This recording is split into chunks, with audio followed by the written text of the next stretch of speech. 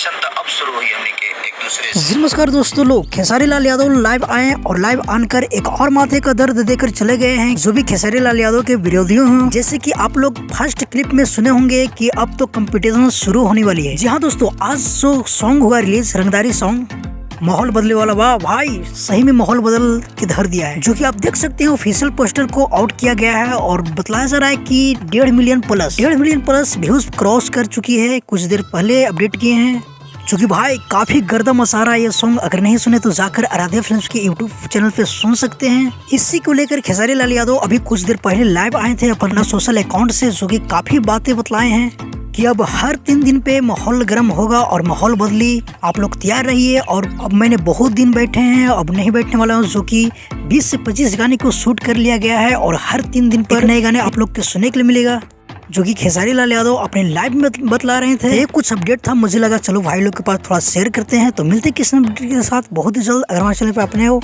तो हमारे चैनल को जरूर सब्सक्राइब कर लीजिए, क्योंकि भोजपुरी का हर अपडेट सबसे पहले हमारे चैनल पे आता है। जब तक लिए जय हिंद, जय भोजपुरी।